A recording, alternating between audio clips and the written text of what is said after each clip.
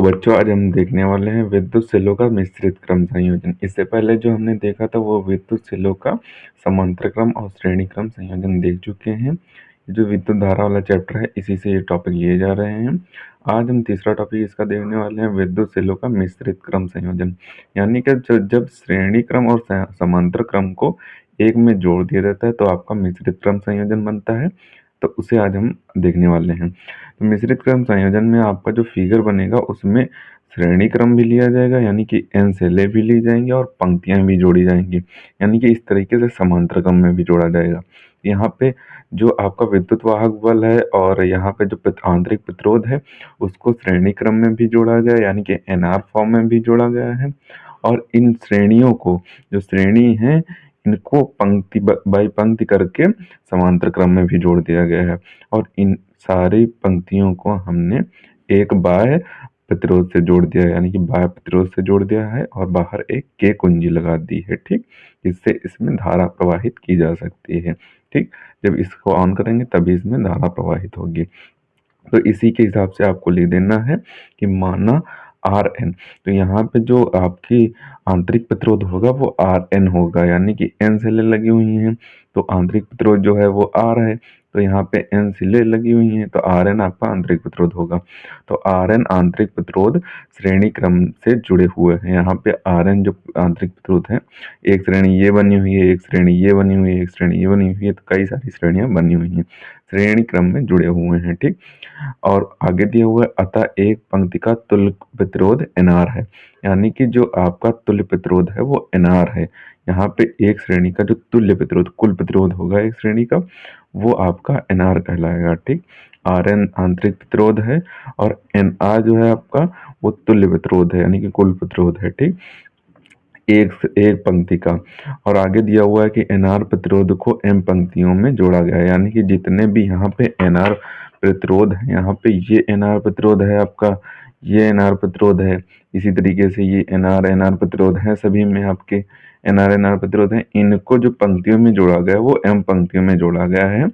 M पंक्तियां जो कि समांतर क्रम में हैं, यानी कि ये पंक्तियां जो हैं वो समांतर क्रम में, समांतर क्रम आपका इस तरीके से होता है, ठड़िया होता है, और जो आपका श्रेणी क्रम होता है वो ऐसे पड़ा हुआ होता है, यानी कि इस तरीके से श्रेणी में चलता है। समांतर क्रम ऊपर नीचे फिर नीचे इस तरीके से चलता है, श्रेणी क्रम आपका इस तरीके से चलता है। तो समांतर क्रम में भी प्रतिरोध लगे हुए हैं और श्रेणी क्रम में भी उन पंक्तियों, उन प्रतिरोधों को समांतर क्रम में भी जोड़ दिया गया है, तो आपका ये मिश्रित क्रम संयोजन बन जाता है। ठीक, इसी तरीके से आपको लिख देना है। और आगे लिखना है कि अतः परिपथ का तुल्य आंतरिक प्रतिरोध क्या होगा वही हमको ज्ञात करना है, यानी कि इस पूरे परिपथ का कुल आंतरिक प्रतिरोध कितना होगा वो हमको ज्ञात करना है। ठीक, तो हमें सबसे पहले इसमें जैसे कि हमने श्रेणी क्रम और समांतर क्रम में देखा था, सबसे पहले विद्युत वाहक बल ज्ञात करते थे, फिर आंतरिक प्रतिरोध, बाह्य प्रतिरोध, इस तरीके से ज्ञात करके और I धारा ज्ञात कर लेते थे। तो हम उसके बाद स्थितियां देखते थे। तो सबसे पहले यहाँ पे कुल विद्युत वाहक जो है वो NE है, यानी कि सभी का जो विद्युत वाहक बल है वो E है। तो यहाँ पे N सिलें लगी हुई है तो NE, या फिर NE लिख सकते हैं, या फिर सिंपल E लिख सकते हैं आप। ठीक, तो आप E लिखना चाहें तो E लिख सकते हैं, वरना NE लिख सकते हैं, सबसे बेस्ट रहेगा। ठीक, अब कुल परिपथ का आंतरिक प्रतिरोध जो होगा वो R डैश हो, तो यानी कि इस पूरे परिपथ का, इस पूरा जो ये परिपथ है इसका जो आंतरिक प्रतिरोध हो वो R डैश हो, तब आपका आंतरिक प्रतिरोध क्या होगा। तो उसी को मान लेते हैं, जो आंतरिक प्रतिरोध R डैश हो, यानी कि 1/R डैश हो, तो उसका जो आंतरिक प्रतिरोध होगा वो श्रेणी क्रम में, समांतर क्रम में हमने देखा था 1/, में लिखा जा रहा था, तो उसी तरीके से आपका 1/, में लिखा जाएगा। तो यहाँ पे इज इक्वल टू में 1/NR प्लस 1/NR, और ये पूरा जो यहाँ पे प्रतिरोध है, आंतरिक प्रतिरोध जो पूरा है वो NR ही है। ठीक, तो इसको हम समांतर क्रम में लिखेंगे। तो समांतर क्रम में हमने यहाँ पे लिख लिया प्रतिरोध, और जो आपका जहाँ कितनी पंक्तियां हैं यहाँ पे, तो जो पंक्तियां हैं आपकी वो हैं M पंक्तियां हैं, तो M/NR तक ये पंक्तियां जाएंगी। ठीक, तो ये आपका कुल परिपथ का आंतरिक प्रतिरोध हो जाएगा। ठीक, तो जब 1/R डैश को हम निकालेंगे तो 1/R डैश आपका इन सभी को जब जोड़ा जाएगा, अगर यहाँ पे संख्या दी होती तो जब जोड़ा जाता तो आपका आता M/NR आ जाता। ठीक, तो इस तरीके से आता था। तो R dash is equal to, ये ऊपर चला जाएगा, ये नीचे आ जाएगा, NR अपान एम। तो ये आपका आ जाएगा कुल परिपथ का आंतरिक प्रतिरोध। जब आर हो तो आर की आर डैश हो तो आर डैश की वैल्यू जो होगी वो आपकी एन आर अपान एम आ जाएगी। अब हमें ज्ञात करना है परिपथ का कुल प्रतिरोध, यानी कि जो परिपथ होगा उसका कुल प्रतिरोध, यानी कि हमने यहाँ पे आंतरिक प्रतिरोध निकाल लिया है, हमको कुल प्रतिरोध निकालना है। अब कुल प्रतिरोध के लिए हम क्या करते थे, बाह्य प्रतिरोध और आंतरिक प्रतिरोध को जोड़ देते। तो आंतरिक प्रतिरोध आपका एन आर अपन एम है, बाह्य प्रतिरोध आपका यहाँ पे आर है, कैपिटल आर है, तो इसी को आपस में जोड़ दिया जाएगा। इसको और इसको आपस में, जो आर था उसको आपस में जोड़ दिया, R plus N R upon M, तो इसको हमने जोड़ दिया, ये आपका कुल प्रतिरोध आ जाएगा। तो जो आपका धारा का फॉर्मूला हर श्रेणी क्रम या समांतर क्रम संयोजन में बनना था वही आपका यहाँ भी लगेगा। धारा का फॉर्मूला आपका क्या बनना था, विद्युत वाहक बल बटे में कुल परिपथ का कुल प्रतिरोध। तो परिपथ का कुल प्रतिरोध तो यहाँ पे दिया हुआ है, विद्युत वाहक बल आपका यहाँ पे ऊपर दिया हुआ है एन ई, तो ऊपर लिख लेंगे एन ई और उसके नीचे लिख देंगे विद्युत वाहक बल कुल प्रतिरोध लिख देंगे R plus N R upon M. तो ये कुल प्रतिरोध लिख देंगे और ऊपर में विद्युत वाहक बल लिख देंगे। तो जब एम की गुणा इसमें कराई जाएगी तो एम आर हो जाएगा, और एम की गुणा जब इसमें कराई जाएगी तो एम एन ई हो जाएगा। तो वही आपको लिख देना, तो आपकी धारा पूरी निकल के आ जाएगी, यानी कि आई बराबर एम एन ई और बट्टे में M R plus N R. तो ये आपकी धारा आ जाएगी। अब इस धारा का अधिकतम मान क्या होता है, यानी कि अधिकतम धारा कब प्रवाहित होगी और न्यूनतम धारा इस परिपथ में कब प्रवाहित होगी, तो उसके लिए हमें कुछ फार्मूले लगाने होते हैं। आप इतना करना चाहें तो इतना ही करके आप समाप्त कर देना, इतने में आपको नंबर मिल जाएंगे। ठीक, मिश्रित क्रम संयोजन में इतने में नंबर मिल जाएंगे।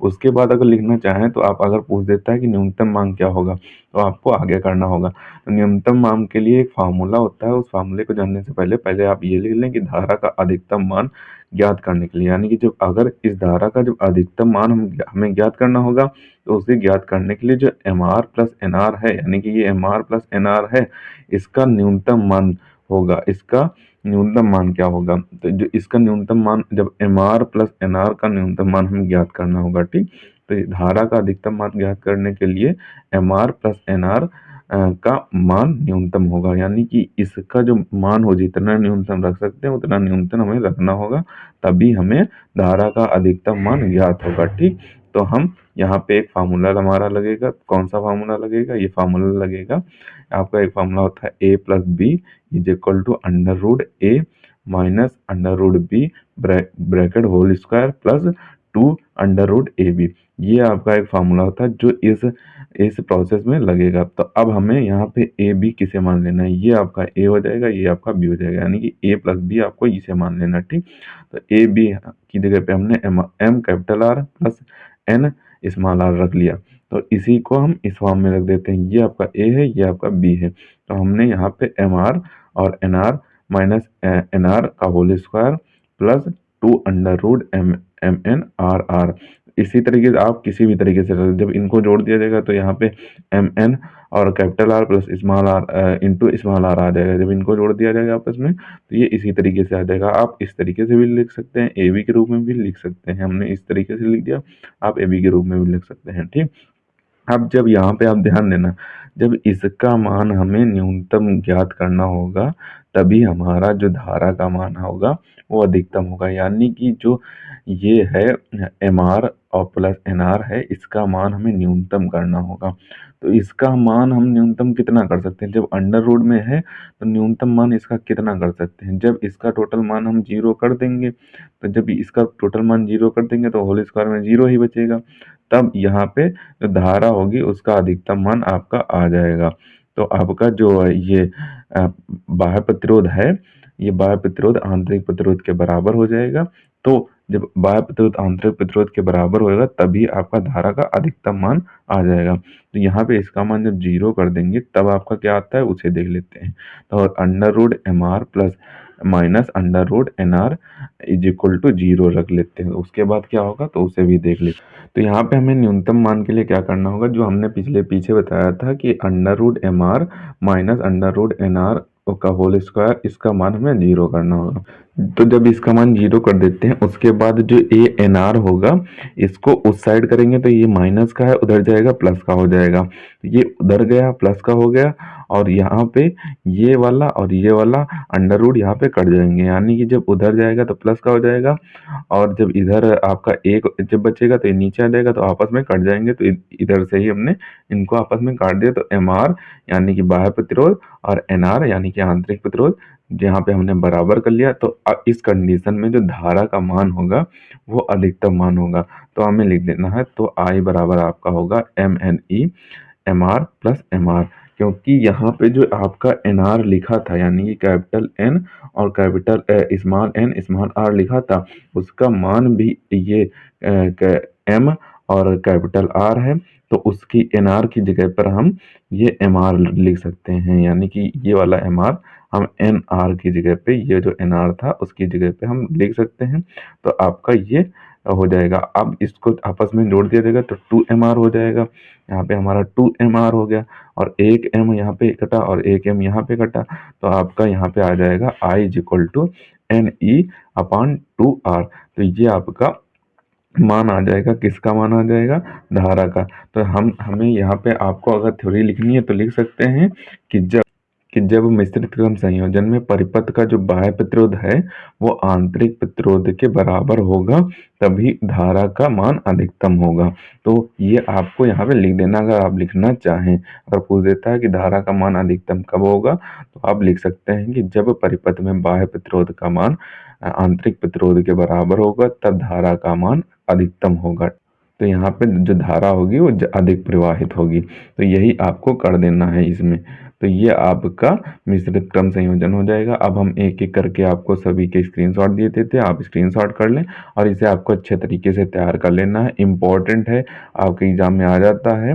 और इससे समांतर क्रम संयोजन और श्रेणी क्रम संयोजन और मिश्रित क्रम संयोजन से डेरिवेशन बहुत पूछे जाते हैं। तो डेरिवेशन पूछे जाएंगे और न्यूमेरिकल भी बहुत पूछे जाते हैं। तो इनसे न्यूमेरिकल कैसे करना है वो भी हम आपको किसी ना किसी वीडियो में ज़रूर बता देंगे। तो इसका हम आपको स्क्रीनशॉट दिए देते, आप स्क्रीनशॉट कर लें और इसे आपको अच्छे तरीके से तैयार कर लेना है।